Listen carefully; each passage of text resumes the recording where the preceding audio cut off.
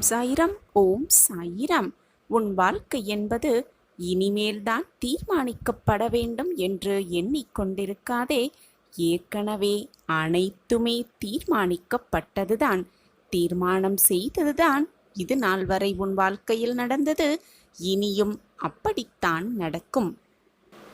என் வாழ்க்கையில் மட்டும் எப்பொழுதுமே சோதனைகள் சூழ்ந்து கொண்டே இருக்கிறதே.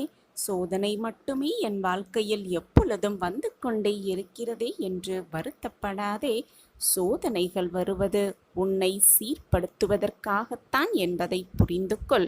உன்னை பற்றி நீ புரிந்து கொள்வதற்கும் உன்னை சுற்றி இருப்பவர்கள் பற்றி நீ புரிந்து கொள்வதற்கும் வாழ்க்கை என்றால் என்ன என்று நீ புரிந்து கொள்வதற்கும் தான் சோதனைகள் உன்னை சூழ்ந்து வருகிறது என்பதுதான் உண்மையிலும் உண்மை. நம்பிக்கையோடு இதை கேட்டுக்கொண்டிருக்கிறாயல்லவா? இது உனக்கான அதிர்ஷ்ட வாய்ப்பு. இது நாள் வரை உன்னை பாடாய் படுத்திய பிரச்சனை ஒரு முடிவுக்கு வரப்போகிறது. ஒரு நல்ல தீர்வு உன் வாழ்க்கைக்கு கிடைக்கப் போகிறது. இது சர்வ நிச்சயமாக உனக்கான அதிர்ஷ்ட வாய்ப்புதான். உன்னுடைய பார்வை உன் அப்பாவின் மீது எப்பொழுது திரும்ப ஆரம்பித்ததோ, என் பார்வை எப்பொழுது உன் மீது விழுந்ததோ அப்பொழுதிலிருந்தே சவாலான வாழ்க்கையில் நீ அடியெடுத்து வைத்து விட்டாய். உன்னுடைய சவாலான வாழ்க்கையில், உன் போராட்டமான வாழ்க்கையில் நீ வெற்றியடைவதற்கான அத்தனை வழிகளையும் நான் உனக்கு இப்பொழுது உன் வாழ்க்கையில் நீ பயிற்சியை தான் பயின்று கொண்டிருக்கிறாய். அந்த பயிற்சியில் வென்று நிச்சயமாக உன் வாழ்வில் மிகப்பெரிய நன்மை உன்னை வந்து சேரும் நேரம் நெருங்கி இருக்கிறது. நம்பிக்கையோடு இரு. நம்பிக்கையோடு இருந்த எந்த ஒரு நிகழ்வும் வீண் போனதாக சரித்திரமே அல்ல. நான் உனக்கு துணையாக எப்பொழுதும் இருந்து கொண்டே இருக்கிறேன் என்பதை மட்டும் எந்த நொடியும் மறந்துவிடாதே. மறந்தும் கூட மறுத்துவிடாதே. தன்னம்பிக்கையோடு இரு. நீ செய்யும் செயலில் எப்பொழுதும் கவனமாக இருந்து கொண்டே இரு. உன்னை சுற்றி இருப்பவர்கள் 1000 பேர் 1000 பேச்சுகள் பேசினாலும், என்னதான் உன்னை சுற்றி இருப்பவர்களெல்லாம் உன்னை வசைப்பாடினாலும், குறை கூறினாலும் அவை காதில் வாங்கிக் கொள்ளாதே. உன் வாழ்க்கைக்கு எது தேவையோ அதை பற்றி மட்டுமே உன்னுடைய எண்ணமை வைத்துக்கொள். அதை மட்டுமே உன் சிந்தனையை செலுத்து. தேவையில்லாத விஷயத்தை காதில் வாங்கிக் கொண்டு பின் வாழ்க்கையே வீணாகிவிட்டதே என்று புலம்புவதால் எதுவுமே ஆகப் போவதே இல்லை. ஒரு விதை கூட இந்த பூமியில் முளைக்க வேண்டுமென்றால் முதலில் விதையின் மேல் இருக்கின்ற ஓடு என்ற தடையை கடக்க வேண்டியிருக்கும். அதன் பின் தன் மீது மூடப்பட்டிருக்கும் மண் என்ற மற்றொரு தடையை தாண்டி வளர வேண்டியிருக்கும். இப்படி பல தடைகளை கடந்தால்தான் அது ஒரு மரமாக மண்ணில் உயிர் பெற்று வளரும். அதுபோலத்தான் உன் வாழ்க்கையிலும் நீ முன்னேற வேண்டுமென்றால் தடை என்ற பல சோதனைகளை கடக்க வேண்டியிருக்கும். அப்போதுதான் வெற்றி என்னும் சாதனைகளை உன்னால் மிக சுலபமாக படைக்க முடியும். உன் வாழ்க்கையில் பல்வேறு தடைகள் ஏற்பட்டாலும் அந்த ஒவ்வொரு தடை கற்களையும் உன்னுடைய வாழ்வின் முன்னேற்றத்திற்கான படிக்கற்கள் தான் என்று நீ மனதிற்குள் நினைத்து கொண்டு ஊக்கத்துடன் செயல்பட்டு வாழ்வில் முன்னேற வேண்டும். தன்னம்பிக்கையில்லா மனிதன் எந்த சாதனையும் படைக்க முடியாமல் தவித்து கொண்டிருக்கிறான். நம்பிக்கை நிறைந்துள்ள நபருக்கு ஒரு வழி அடைக்கப்பட்டால் என்ன, பல வழிகளை கண்டுபிடித்து செயல்பட்டு வெற்றியை காண்கிறான். எல்லா துறைகளிலும் இன்னல்கள், இடர்பாடுகள், தடைகள், கஷ்டங்கள், வேதனைகள், போராட்டங்கள் என்று இருந்து கொண்டுதான் இருக்கும். பல ஏற்படுவது உண்டுதான். பல தடைகளை கடந்து மனதில் உறுதியோடு செயல்பட்டு வெற்றியை பெற வேண்டும். வாழ்க்கையில் தடைகள் 1000 வந்தாலும் தளர்ந்து விடாதே. அங்கேயே நின்றும் விடாதே. எத்தனை தடைகள் வந்தால் என்ன, அத்தனை தடைகளையும் உடைத்து எறிந்துவிட்டு நம்பிக்கையோடு ஏறு நடை போட்டுக்கொண்டே இரு. முன்னேறிக்கொண்டே இரு. போராடிக்கொண்டே இரு. தடையை உடைத்து எறிந்துவிடு. நான் இருக்கிறேன் உனக்கு துணையாக. சாயப்பா இருக்க உனக்கு ஏன் மனக்கவலை? ஓம் சாயிரம். ஓம் சாயிரம். ஒரு ஊர்ல நிறைய தவளைகள் இருந்ததா. சிறிய பெரிய தவளைகள் எல்லாம் ஒன்றாக கூடி ஒரு ஓட்டப்பந்தயம் வைத்து கொள்ளலாம் அப்படின்னு முடிவு செய்ததாம். அந்த ஓட்டப்பந்தயத்திற்கு எல்லா தவளைகளும் தயாராகி வந்தது. தவளைகளின் ஓட்டப்பந்தயத்தை பார்ப்பதற்காக அந்த ஊரில் உள்ள அனைவரும் திரண்டு வந்திருந்தாங்க. அந்த ஓட்டப்பந்தயத்தில் எந்த தவளை முதலில் போய் கோபுரத்தின் உச்சியை தொடுகிறதோ அதுதான் வெற்றி பெற்ற தவளை அப்படின்னு அறிவிப்பும் விடப்பட்டிருந்தது. எல்லா தவளைகளும் அதற்கு ஆயத்தமாகி இருந்தது. போட்டி ஆரம்பிப்பதற்கு சிறிது நேரத்திற்கு முன்பர் அங்கு திரண்டிருந்த மக்கள் எல்லாம் கண்டிப்பாக இந்த தவளைகள் அந்த கோபுர உச்சியை தொட முடியாது, ஏன்னா அது ரொம்ப உயரமாக இருக்குது, எவ்வளவுதான் போராடினாலும் இந்த தவளைகளால் அது முடியாது, எதுவுமே ஜெயிக்க முடியாது அப்படின்னு தன்னை சுற்றி இருக்கிறவங்க எல்லார் பேச்சையும் கேட்டு அந்த ஓட்டப்பந்தயத்திற்கு தயாரான பல தவளைகள் இந்த ஓட்டப்பந்தயிலிருந்து நான் வெளிவரேன் அப்படின்னு சொல்லி வெளிவந்துடுச்சு. அந்த ஓட்டப்பந்தயத்தில் கலந்து கொள்ளாமலேயே வெளிவந்துச்சான். அதுக்கப்புறம் கொஞ்ச நேரம் கழிச்சு பந்தயமும் தயாரானது. பந்தயமும் ஆரம்பித்தது. எல்லா தவளைகளும் தன்னம்பிக்கையோடு ஓட ஆரம்பிச்சிச்சு. அப்போவும் அந்த தவளைகள் ஓடிக்கொண்டிருக்கும் வழியில் பல ஊர் மக்கள் இந்த தவளைகள் என்னதான் முயற்சி செஞ்சாலும் அது போய் அதனுடைய இலக்கை அடைய முடியாது, ஏன்னா அது ரொம்பவே உயரமான ஒரு கோபுரம், கண்டிப்பாக யாராலுமே முடியாது, மனிதர்களாலேயே முடியாது, இந்த சின்ன தவளைகளாக முடியுமா அப்படின்னு பேசிக்கிட்டு இருக்கிறத காதில் வாங்கிட்டு அந்த தவளைகள் ஓடிக்கொண்டிருந்த பல தவளைகளும் தன்னால் முடியாது அப்படின்னு நினச்சி பின்வாங்கிடுச்சு. ஆனால் அதையும் காதில் வாங்கி கொள்ளாமல் ஒரு சிறிய தவளை மட்டும் எதையுமே காதில் வாங்கி கொள்ளாமல் தன்னுடைய இலக்கை நோக்கி அது சென்று கொண்டே இருந்தது. வழி நெடுகில மக்கள் எல்லாம் பேசிக்கிட்டு இருக்கதை பார்க்க எல்லா தவளைகளும் கொஞ்சம் கொஞ்சமாக தன் முன்வைத்த காலை பின்வைத்து போட்டியிலிருந்து விலகிடுச்சு. ஆனால் கடைசி வரைக்கும் எதையுமே காதில் வாங்கி கொள்ளாமல் தன்னுடைய இலக்கு என்ன அப்படிங்கிறத பற்றி மட்டுமே சிந்தனை செய்துக்கிட்டு ஒரு தவளை மட்டும் ஏறிக்கிட்டே முன்னேறிக்கிட்டே கொஞ்சம் கொஞ்சமாக அந்த இலக்கை எட்டிக்கொண்டே இருந்தது. கடைசியாக கொஞ்சம் கொஞ்சமாக அந்த கோபுரத்தில் ஏறி கோபுரத்தின் உச்சிக்கும் சென்றது. அந்த சிறிய தவளை உச்சியையும் போய் தொட்டது. பந்தயத்தில் வென்றும் காட்டியது அந்த சின்னஞ்சிறிய தவளை. அப்போ அங்கே குழுமி இருந்தவங்க எல்லாருமே அந்த சின்ன தவளையை பாராட்டினாங்க. எவ்வளவு பெரிய தவளைகள் எல்லாம் போட்டியில் பங்கெடுத்து, ஆனால் எதுவுமே நம்பிக்கை இல்லாததுனால பின்வாங்கிடுச்சு. ஆனால் இந்த சின்ன தவளை கொஞ்சம் கூட நம்பிக்கையை இழக்காமல் அந்த கோபுரத்தின் உச்சியை அடைந்ததற்கு அதனுடைய தன்னம்பிக்கை தான் காரணம் அப்படின்னு சொல்லி எல்லாருமே அந்த சின்ன தவளையை பாராட்டிக்கிட்டே இருந்தாங்க. வெற்றி அடைந்த அந்த சின்ன தவளையானது பரிசு வாங்குவதற்காக மேடையின் மீது ஏறியது. அப்போது தான் அங்கே இருக்கிறவங்க எல்லாருக்குமே தெரிஞ்சிச்சு அந்த சின்ன தவளைக்கு காது கேட்காது அப்படிங்கிறத எல்லாருக்குமே புரிந்தது. காது கேட்ட மற்ற தவளைகளானது தன்னை சுற்றி இருப்பவர்கள் பேச்சை கேட்டுக்கொண்டு நம்பிக்கையை இழந்து வெற்றியடைய முடியாது அப்படின்னு தவறான எண்ணத்தை அவங்க மனசுக்குள்ளேயே ஏற்படுத்தி கொண்டு முயற்சியே செய்யாததுனால தான் அவங்க வெற்றியை அடைய முடியாமல் போயிடுச்சு.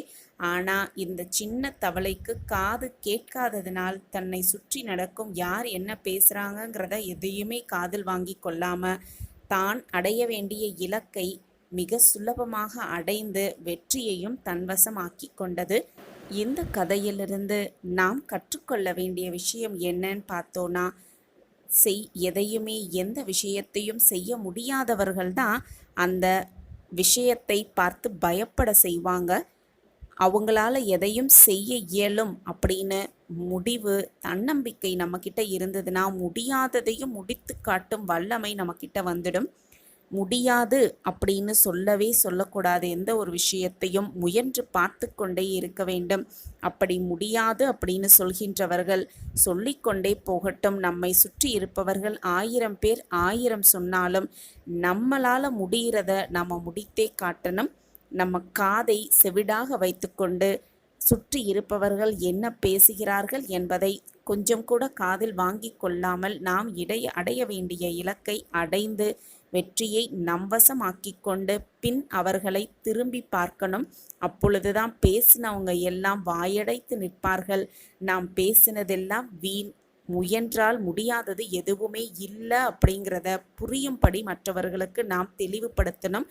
அதை விட்டுவிட்டு மற்றவங்க சொல்கிறாங்களேன்னு நம்மளுடைய வழியை நம்ம மாற்றினோன்னா, நம்மளுடைய பாதையை நம்ம மாற்றினோன்னா எதையுமே நம்மளால் வெற்றியை அடைய முடியாது, எதையுமே நம்மளால் சாதிக்கவும் முடியாது. என் அன்பு பிள்ளையே, அடுத்தவர் 1000 வழிகளில் வாழலாம், 1000 வழிகளில் செல்லலாம். ஆனால் உனக்கென்று சிறந்த வழியை நீ தேர்ந்தெடுக்கும் வரையிலும் வெற்றி என்பது உனக்கு ஒரு கிடைக்காத பொக்கிஷமாகவே இருக்கும். எனவே உனக்கான வழியை தேர்ந்தெடுத்து வாழ கற்றுக்கொள். அந்த வழியில் நேர்மறையான சிந்தனையோடு, எப்பொழுதுமே நேர்மறையான எண்ணங்களோடு பயணித்து கொண்டே இரு. நீ நினைப்பதற்கு மேலாக உன் வாழ்க்கையில் எல்லாம் உனக்கு வெற்றியாகவே அமையும், சுபமாகவே நடக்கும். நான் உனக்கு துணையாக எப்பொழுதும் இருந்து கொண்டே இருப்பேன் என்பதை மட்டும் எந்த நொடியும் மறந்துவிடாதே, மறுத்தும் விடாதே. எப்பொழுதுமே தனியாக போராடுகிறேனே, எனக்கு துணையாக யாருமே இல்லை, வெற்றி கிடைக்குமா என்று வருந்தாதே. நீ தனியாக போராடுவதே மிகப்பெரிய வெற்றிதான் என்பதை முதலில் நம்பு. என் அன்பு பிள்ளையே, வெற்றி அடையும் பொழுது கற்றுக்கொள்வதை விட தோல்வி அடையும் பொழுதுதான் பல விஷயங்களை கற்றுக்கொள்ள முடியும் உன்னால். தோல்வியின் போதுதான் மதிப்புடைய நண்பர்களையும் உறவினர்களையும் கண்டறிய முடியும். வெற்றி அடையும் பொழுது அதை நம்முடன் சேர்ந்து கொண்டாடும் பலர் இருக்கத்தான் செய்வார்கள். ஆனால் தோல்வியின் போதும் நமக்கு ஆதரவாய் ஒரு சிலரே இருப்பர். அப்படிப்பட்டவர்களே எந்த சுயநலமுமின்றி உன் மீது உண்மையான அக்கறை கொண்டவர்கள் என்பதை புரிந்து கொள்ள நேரமும் உனக்கு வரும். உன் மன வலிமை பற்றியும் மன உறுதி பற்றியும் அறிய தோல்வியை சரியான சோதனை செய்து கொள் பழகு. அப்பொழுதுதான் உன் மன வலிமையை, உன் மன உறுதியை நீயே அறிந்து கொள்ளலாம். சில நிகழ்வுகளின் வெளிப்பாட்டால் தான் உன் மனமே நொந்து போய் நொறுங்கி போய் இப்படி வேதனையில் சுழன்று கொண்டிருக்கிறாய். முன்பெல்லாம் நம்பிக்கையோடு இருக்கும் சமயத்தில், இது எனக்கு வேண்டும் சாயப்பா, எனக்கு இதை செய்து கொடுங்கள், என் வாழ்வில் ஆச்சரியத்தை நிகழ்த்துங்கள் என்று என்னிடம் வந்து கேட்டாய். அப்படி இருந்த நீ சிலம் காலம் கழித்து, என் சாயப்பா எனக்கு செய்து தருவார், நல்லதை மட்டுமே செய்து தருவார் என்று நம்பிக்கையோடு இருந்தாய். ஆனால் இப்பொழுது என்னவாயிற்று உனக்கு? உன்னுடைய காலம் செல்ல செல்ல உன்னுடைய நம்பிக்கையை நீ இழக்க லேசாக உன் மனதில் நம்பிக்கையை இழந்து வருகிறாய். அதுவும் உன்மேலும் நம்பிக்கையை இழந்து வருகிறாய், உன் சாயப்பா மேலிருக்கும் நம்பிக்கையையும் இழந்து வருகிறாய். கொஞ்சம் கொஞ்சமாக நம்பிக்கையை இழந்துவிட்டு, நான் உங்கள் மீது வைத்திருக்கும் நம்பிக்கை வீண் போகாதுதானே சாயிநாதரே, என் வாழ்க்கையில் அது நடந்துவிடும் தானே, நீங்கள் அதை நடத்தி கொடுப்பீர்கள் தானே என்று கேள்வியோடே என்னை பார்க்கிறாய். காலங்களும் நேரங்களும் எனக்கு எதிராக சுழல்வது போல் எனக்கு தெரிகிறது. நான் இந்த பக்கம் காத்து கொண்டிருக்கிறேன். ஆனால் நீங்கள் அந்த பக்கம் என்ன செய்து கொண்டிருக்கிறீர்கள்? உங்கள் திட்டம்தான் என்ன என்பது எனக்கு புரியவே இல்லை. நான் என்னதான் செய்வது என்று புலம்பிக் கொதிக்கிறாய். கலங்காமல் இரு என் குழந்தையே, பொறுமையாக இரு. உன்னுடைய பிரார்த்தனையும் நம்பிக்கையும் கண்ணுக்கு தெரியாத விஷயங்கள்தான் என்பது உனக்கு சந்தேகமில்லைதானே? ஆனால் நிகழவே முடியாத விஷயத்தையும் நிகழ்த்தி காட்டும் வல்லமையும் வலிமையும் உடையவை அவை இரண்டும். பிரார்த்தனை செய்து கொண்டே இரு, நம்பிக்கையோடு இரு. உனக்கானது நடக்கவே நடக்காது என்று, நிகழவே நிகழாது என்று நீ நினைத்த விஷயத்தையும் நான் முடித்து காட்டுவேன். நான் இருக்கும்போது நீ தேவையில்லாமல் கவலைப்படுவதோ வருத்தப்பட வேண்டிய அவசியமே இல்லை. தைரியமாக இரு. மனதுக்குள் அழுது கொண்டிருக்கும் உன்னோடு உன் சாயப்பா பேச வந்திருக்கிறேன். வெளியில் சிரித்து கொண்டும் மனதிற்குள் அழுது கொண்டிருப்பது எனக்கு தெரியாமலா போய்விடும்? உன்னுடைய விதி மாறும் தருவாயில் நிச்சயமாக இது உன் கண்களுக்குப் படும். நீ நிச்சயமாக இதை கேட்பாய். தவிர்க்கு விட்டுவிடாதே. கண்டிப்பாக கேட்பாய்தானே? சந்தோஷமாக இருக்கிறாய்தானே? மனமகிழ்வோடு வாழ்ந்து கொண்டிருக்கிறாய்தானே? முகத்தை மிக ஆனந்தமாக வைத்துக்கொண்டு சந்தோஷமாக வாழ்வது போல் மிக நன்றாகவே நடிக்கிறாய். உன் நடிப்பு உன் சாயப்பாவிற்கு மிக நன்றாகவே தெரியும். உன் துயரங்கள், உன் வேதனைகள் அத்தனையும் உன் மனதில் போட்டு பூட்டை போட்டு பூட்டி வைத்துக்கொண்டு ஊரை வேணால் நீ ஏமாத்தலாம். உன்னுடைய அப்பாவை நீ அவ்வளவு சுலபமாக ஏமாற்ற முடியாது. இது உனக்கு தெரியும் தானே? பின் ஏன் என்னிடமும் வந்து உன் நடிப்பை தொடர்கிறாய்? உன் மனதில் என்ன ஓடிக்கொண்டிருக்கிறது என்பதை நான் அறிவேன். இந்த துயரங்கள், இந்த சோதனைகளிலிருந்து எப்படி தப்பிப்பது, எப்படி வாழ்க்கையில் மீள்வது என்று அதற்கு பதில் தெரியாமல் நீ குழம்பிக் கொண்டிருப்பதும் உன் சாயி தேவாவிற்கு மிக நன்றாகவே புரிகிறது. நான் மிக மோசமாக சூழ்நிலையில் சிக்கி தவித்துக் கொண்டிருக்கிறேன். என் விதியே அப்படித்தான் போலும். நான் இந்த விதியோடுதான் வாழ்க்கையை வாழ வேண்டும் போலிருக்கிறது. கஷ்டத்தோடுதான் நான் என் வாழ்க்கையை வாழ வேண்டும் போலிருக்கிறது. என் வாழ்வே அவ்வளவுதான் என்று நீ நினைப்பது எல்லாமே எனக்கு புரிகிறது. விதிதான் ஒருவனது வாழ்க்கையை நிர்ணயிக்க வேண்டும் என்றால் நான் ஏன் ஒரு காரியம் செய்ய முயற்சிக்க வேண்டும்? விதிப்படிதான் எல்லாம் நடக்கும் என்றால் எனக்கு ஏன் ஆசைகள் வர வேண்டும்? நான் அதை அடைய, அந்த ஆசையை அடைய நான் ஏன் உழைக்க வேண்டும் என்றெல்லாம் என்னை பார்த்து கேட்கிறாய். உன்னுடைய கேள்வி சரிதான். விதி என்பது பெரும்பாலுமே நமது மன சமாதானத்திற்காகவே பயன்படுத்துவதை உன்னால் உணர்ந்து கொள்ள முடியவில்லையா? விதி முடிந்துவிட்டது, அதனால் அவன் இறந்து விட்டான். தோற்க வேண்டும் என்ற விதி, அதனால்தான் அவன் தோற்றிருக்கிறான். அவனுக்கு விதிக்கப்படவில்லை, அதனால்தான் அவனுக்கு கிடைக்கவில்லை. அவன் விதி நன்றாக இருக்கிறது, அதனால்தான் அவன் மிக சந்தோஷமாகவும் நிம்மதியாகவும் வாழ்கிறான் என்று சமாதானம் செய்து கொள்வதற்காகவே தான் விதியை அனைவரும் பயன்படுத்துகின்றனர். விதி என்பது மிக வலியதுதான். நமக்கு எது விதிக்கப்பட்டதோ அது அப்படியே நடக்கும். நமக்கு விதிக்கப்பட்டதை எண்ணி கவலைப்படாமல் நமக்கான கடமையை செய்து கொண்டே இருக்க வேண்டும். நமக்கு எப்பொழுது என்ன கொடுக்க வேண்டும், எதை கொடுக்க வேண்டும், நம் வாழ்க்கையில் நம் மனதை எப்படி மாற்ற வேண்டும், வாழ்க்கையில் எப்படி வெற்றியடைய வைக்க வேண்டும் என்பது நம் சாயப்பாவிற்கு நன்றாகவே தெரியும். தங்கமே, கண்ணீரே இல்லாத வாழ்வை வரமாக பெற இதை கண்களை மூடிக்கொண்டு முழுவதுமாக கேள். உன்னுடைய கண்களில் வழியும் நீரை ஆனந்த கண்ணீராக மாற்றுவது உன் சாயப்பாவின் பொறுப்பு. உனக்கென்ன குறை, உனக்கென்ன கவலை? சந்தோஷமாகத்தானே இருக்கிறாய் என்று உன்னை சுற்றி இருப்பவர்கள் உன்னை பார்த்து கேட்டாலும் உன் மனதில் உள்ள கவலையும் வேதனையும் குமுறல்கள் அனைத்தையும் உன் சாயப்பா அறிவேன். நீ சொல்லிதான் எனக்கு தெரிய வேண்டும் என்றில்லை.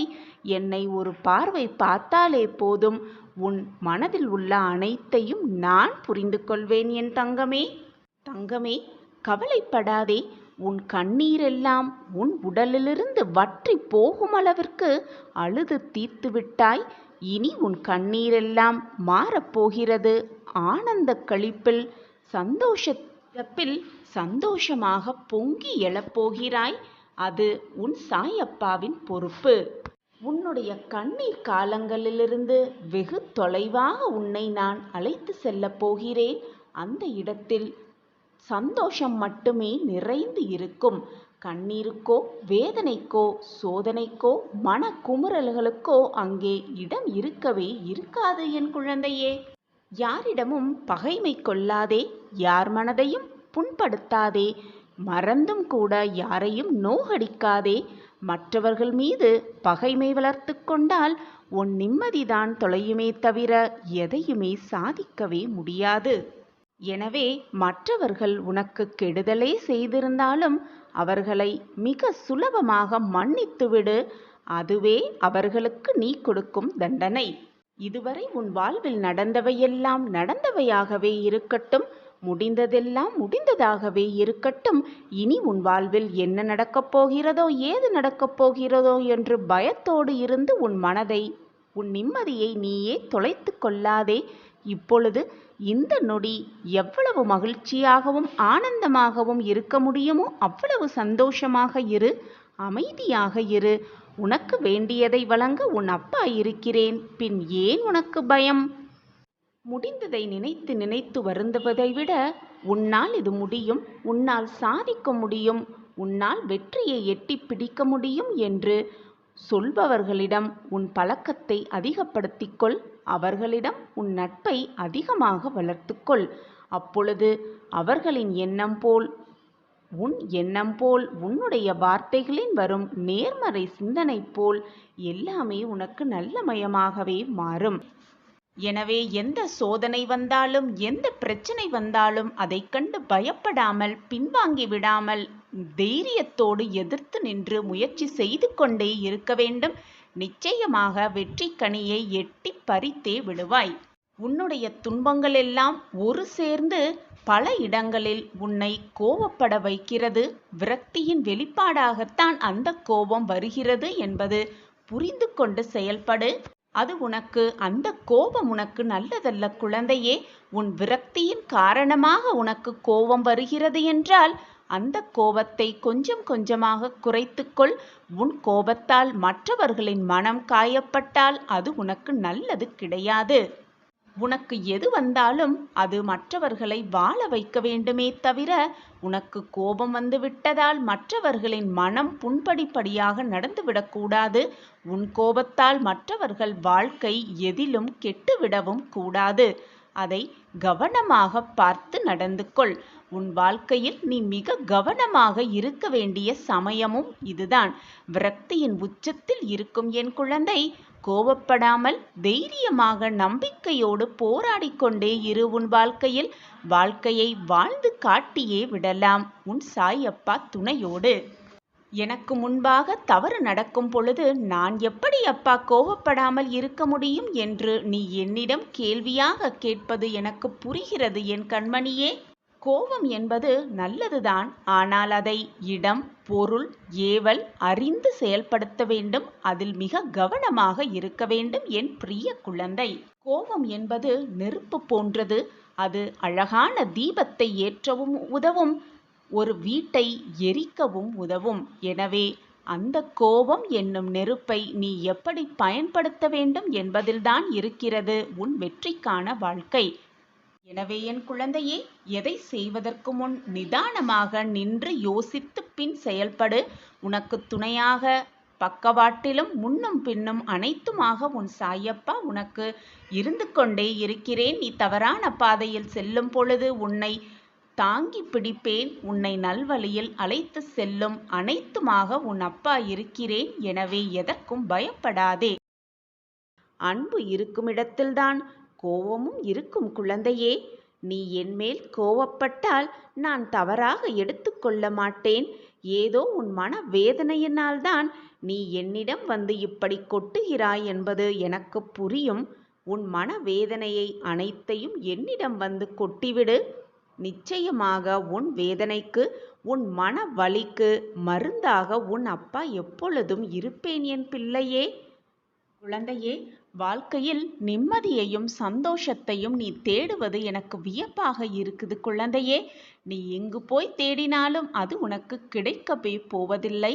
ஏனென்றால் அது உன்னில்தான் இருக்கிறது.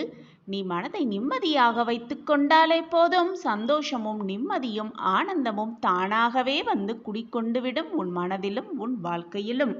கண்மணியே, சந்தோஷம் என்பது உலக பொருட்களில் இல்லை, அது உள்ளத்தில்தான் இருக்கிறது. நிம்மதி என்பது நீ கை நீட்டி ஒருவருக்கு உதவி செய்தாலே போதும், நிம்மதி தானாகவே வந்துவிடும். ஆத்மார்த்தமாக உள்ளன்போடு மற்றவர்கள் நன்றாக இருக்க வேண்டும் என்று நீ நினைத்தாலே போதும், நிம்மதி தானாகவே தென்றலாய் உன் இதயத்தை வந்து தழுவும்.